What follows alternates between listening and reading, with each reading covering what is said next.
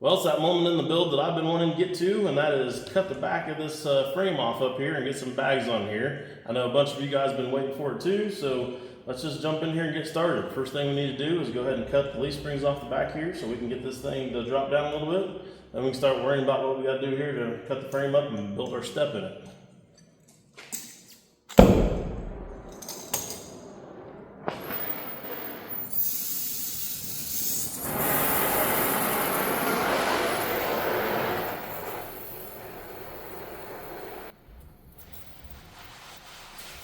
Alright, you guys don't think that I would just jump in here and start cutting without doing a little bit of prep work, right?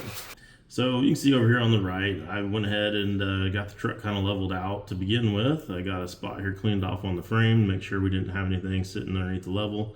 And then I wanted to go ahead and level out the arms on the lift and get the lift underneath this thing so that we can hold the back of it up with the lift when we go ahead and cut the springs out from underneath the back here.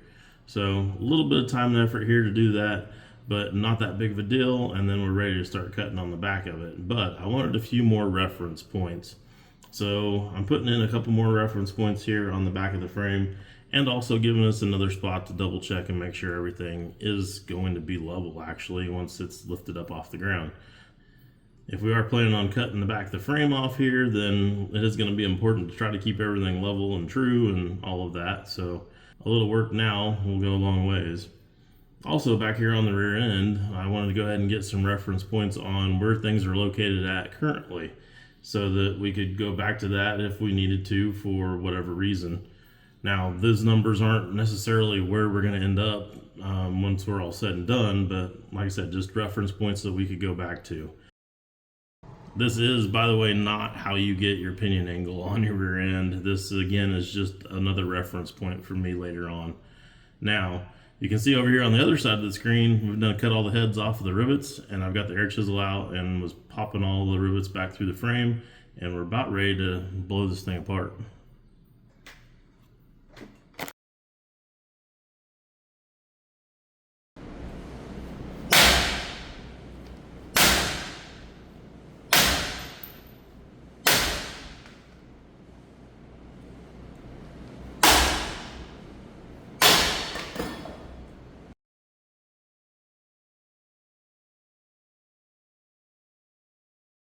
Well, that's definitely going the right direction, but we're still not down low enough. Those bags and the shocks are stopping us from going down as far as we need to.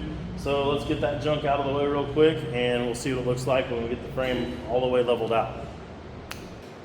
Well, it's down. That's within about an inch of being where we need to be able to make this thing completely flat and level. And sitting here looking at this point, it's kind of gave me some ideas on some different directions to go.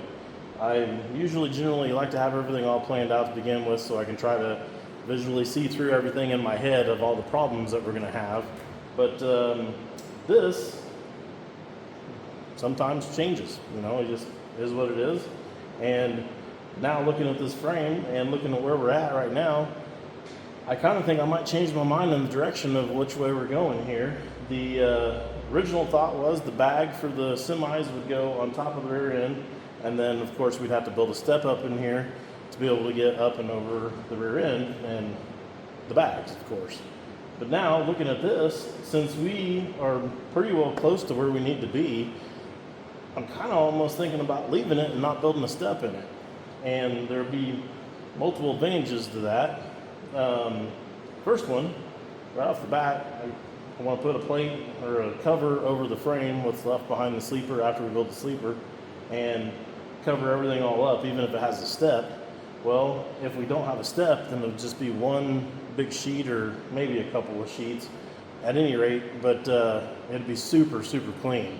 So we won't hardly have any garbage back here at all to deal with, and I think it'll look really, really clean and really nice. So there's that. Also, if we're not putting a step in it, then there's no question about strength or anything like that in the chassis because it's all still the original frame rails. So nothing's been messed with there as far as all that goes at this point. So plenty strong enough to do whatever we want to do. And also, if we put that step up in there, I hadn't really put, you know, a lot of time and energy into the whole trailer part of this yet. but I started thinking about, you know, where the trailer would end up with the ball and all that kind of stuff, and how I was going to put the hitch on the front of it and everything of the trailer. And I think with the step in there, it's actually going to sit up higher than I want it to be to have a good look. I think it's going to actually look better if we can get that ball down lower. And this is as low as you can go with it. Cool thing is I stuck a level across there, and with the level on there, the rear end's still clearing. So the top of the rear end is still below grade of the top of the frame rails. So it's looking pretty awesome. All right, so I've been messing around with this off camera for a couple of hours, just kind of playing around with different thoughts and scenarios and stuff. And I did go ahead and get the hitch that I'm gonna be using. I hadn't showed you guys that yet, but I bought that a couple weeks ago at a swap meet. It was a flea market, actually. Lady was selling candles and stuff like that, and then that was laying down there beside her table, and I asked her what she was doing with that. She says, oh, it's for sale, and sold it to me for 25 bucks. So I'm like, score. And my buddy Ty was with me, and we threw that in the truck, came back here to the shop and was unloading. I'm like, I'm gonna see, she said that the cable was froze up and it wouldn't release. So I'm like, I'm gonna see if I can get some oil on there and get her freed up, at least let it sit for a week or two or whatever, you guys know the drill, and see what happens. And he grabbed a hold of the handle and just turned it and pulled it. And he goes, I bet she didn't know you had to turn it to unlock it. And it just pulled nice, super easy. So good hitch. Kind of almost feel bad about that deal, but is what it is. The flea market was already over by the time we unloaded it, so I couldn't take it back. I couldn't go back and tell her, so got a good deal on that one, I guess. But anyways, long story short, to kind of send home the whole the frame needs to be lower situation sitting here, I sit up there on that cross member and I put the level up here so you guys can kind of see where we're at here. So if that is bolted to the bottom of the front of our trailer there, and then we've got our rail and whatever we need to do going on here with our trailer, we can't get it any lower than that. And that is currently, right now, the way it's sitting, looking about perfect, because we are going to put the fender on here, build a fender, and I don't know if the fender is going to end up tying to the frame or to the rear end. It'd be kind of nice to tie it to the rear end, because then it would stay down low and looking good, but I'm not sure, you know, if that's going to be something that's going to be stout enough for my liking. I like things to not be floppy and moving around too much, and it probably would be better to go ahead and go straight to the frame to keep them nice and rigid and solid. I don't see them not being kind of floppy and flimsy looking on the rear end if it's just bolted to that axle. So I don't know, that's another problem for another day. We'll figure that all out. But long story short, yeah, it's pretty good height right here. So if we step this thing up 10 more inches to be able to clear the bags, and that doesn't go any lower than that, that's going to put this 10 more inches up here, and it's going to look stupid being that high above the tire. So we definitely need to keep chassis down low like that to be able to work for our trailer situation and make everything look good. And also too, it obviously doesn't go up there. It'll go back here just a little bit ahead of the rear end, but I don't have a cross member back there right now to sit it on to show you guys, so I just sit it up there on that for now. So with that figured out and decided 100% that we're keeping this nice and low like this, that completely changes the way that I was going to mount the bags. Like I said, I was going to do them on top before, so now I'm going to have to come up with a different way to do that, and I've been looking at different options to do that. So my first thought about changing the bag location would be to put it back here behind the rear end, and there's some pros and cons to that. So wouldn't be too hard to extend the trailing arm out past the rear end, and then we could go ahead and just mount it back here is kind of what I was thinking. The bag does have more travel than what we really need in our suspension to be able to make it ride nice and all that. So if it's back here behind the rear end, it does use up a little bit more of that travel and make it a little more usable, I guess, if you will, as far as all of its stroke. Not that we need to, but it is an option. And the other thing with it back here is I think it would look kind of cool because you'd actually be able to see from the rear the big giant bag back here. Now I am still going to build a big step bumper that comes down and back here and everything, but as you can see, half the bag, the way the brackets are made up there, half the bag hangs out here past the frame anyways.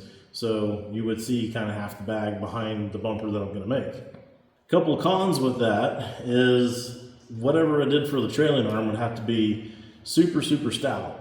when it comes to coming out here on the backside of the rear end, because it's going to have all of that weight kind of in single shear, I guess, if you will. It's not supported on this end, so all the weight will be on whatever it is that just hangs out there past the rear end for the truck, and also for the trailer and the load on the trailer.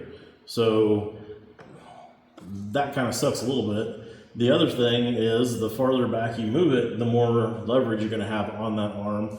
And with this big rear end back here, the big cover on the rear end, we do have to put a panhard bar on here, and the panhard bar is going to hang out here quite a little ways. So that does push this bag out quite a ways away from the pivot point it's going to have on the axles.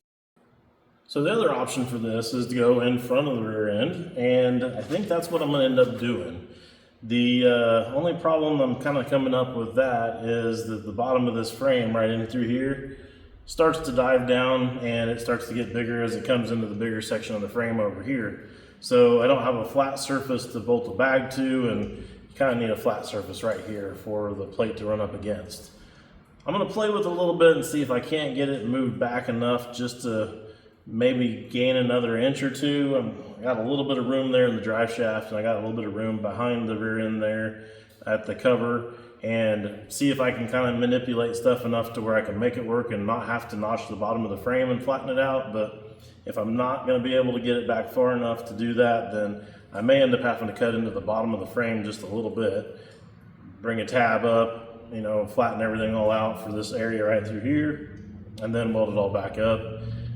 I hope I don't have to do that, but if I do, I do. It just is what it is. So I'm going to start playing around with that and try to get that all figured out, and then I'm going to start working on a trailing arm and getting a design drew up and all of that for that, and I'll bring you back after I got some of that figured out.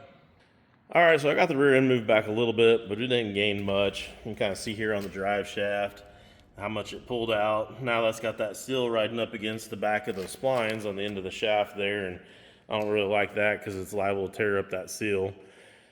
And we didn't really gain that much by doing it. I don't have enough of a flat spot there still to be able to put that bag underneath there. So I am going to have to go ahead and cut and notch that a little bit.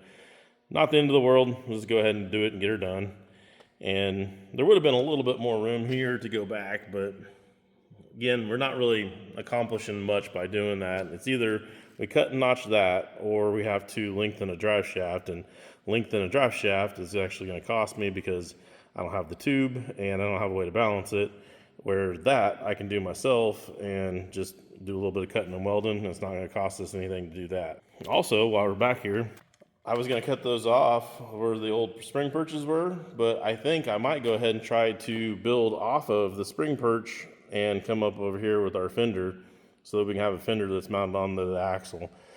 Being off that spring perch might be able to make it strong enough there where it's not going to be, you know, shaking and doing all this number going down the road. So I'm going to try to see if we can incorporate that into a fender later.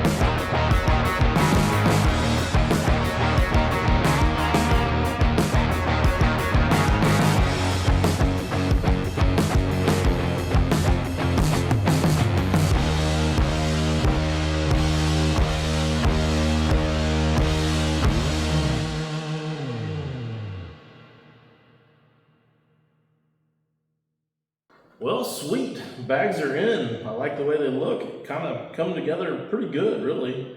And don't see any problems with it. So I guess we're ready to move on to doing some trailing arms. I was really kind of hoping we'd got to the trailing arms today, but I had so much other stuff to do, and drilling those holes really sucks. There's double plated up stuff there, so you get caught in the one piece when you make it through the other piece, and plus it's like 1/2 inch thick by the time you add the two pieces together. So total pain in the rear to get drilled through there, but yeah, we're past all that now and ready for some trailing arms. But I'm tired, so we're gonna have to do that tomorrow. So I don't think we're gonna get the rear suspension all done in this video. I think we're gonna end up having to do another video to cover everything because I'm about out of time before I need to post this one. But since that's the case, I figured I'd go in a little bit more in depth on what it is that I go through, my process to be able to build the parts that I'm making. A lot of times I just make them real quick and then you guys don't see what's going on there. So I thought I'd take this opportunity to kind of show you guys a little bit more about how I'm going about making some of this stuff. So I've taken some time now this morning and I drew up our chassis here. So this long piece here is our chassis, and that is the right width right here, and it's even got the little spot where it starts to come up, and our notch for our bag. So we've got that in there. I've measured the bag, I've measured the bracket, and all of that's now in place just like it is on the truck here. And then this little circle here is the rear axle on the truck. So I should point out there is a line right here on the frame that I'm measuring off of. This line represents the back of where the sleeper is going to be once we build the sleeper and have it all on the back of the truck. And I've measured that all out to be square. These lines are now square and in the exact same place on both sides, so that we can measure off of them to help kind of locate our rear suspension. And the starting point on that chassis in the drawing is starting right here at this line. Also, while we're here, you might note too that it's 3 inches wide on this frame. So this is our bag off the other side, and this pad right here that's going to sit on our trailing arm is also 3 inches wide. So that's something to keep in mind there. And then our bolt is hanging down here just below the 2-inch mark. So what I'm thinking to start building our trailing arms is we'll start off with some 2x3 square tubing, and we'll probably use a 3/16 wall on that to get started. It's not going to be the only thing that we use in these trailing arms. We'll go ahead and plate them up and make it stronger than what it would be for just that square tubing as well. But another train. Okay, train's passed, so back to our 2x3 square tubing. We'll use that to get the base started of our trailing arm. That'll be kind of our main working pieces there. But I do want to plate them on the sides to make them stronger, and then I also build it up on the sides there to kind of fill in the sides of it to where it looks better from the side view on the truck. So also on that, I've got some 1.25" rod ends. These are an 1.25" shank here. It's an inch hole here. These are chromoly. These are big bad boys right here. So we're going to use these in our control arm, on our trailing arm, that's back here on the back of their truck. It'll be plenty strong enough for what it is that we're doing here. This is the kind of stuff you see in a lot of the mega trucks.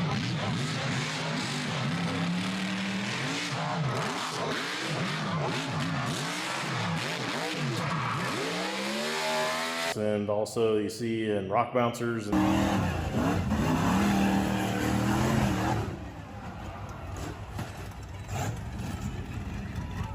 things like that. So yeah, for handling that kind of stuff, they're going to handle what we're going to put this truck through, no problem. Okay, so back to our drawing. We've got our bag here, we've got our axle tube here, and we've got our frame starting from that line right there.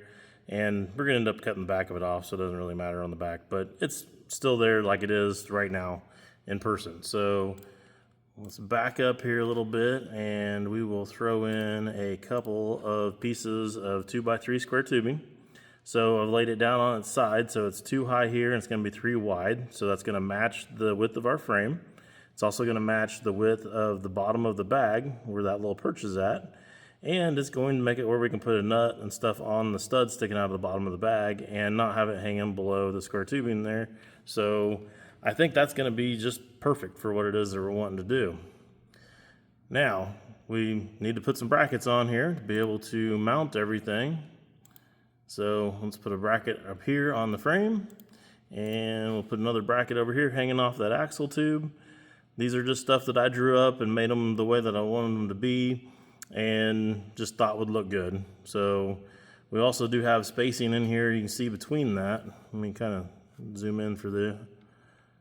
So we have spacing in here between right there for this to go into it. So it welds on right here, and then we've got our hole here that'll match on our bracket. Then to plate up the side of it, like I was saying, we'll just take and we'll add that piece there. I'm gonna fill this in so you guys can see it better.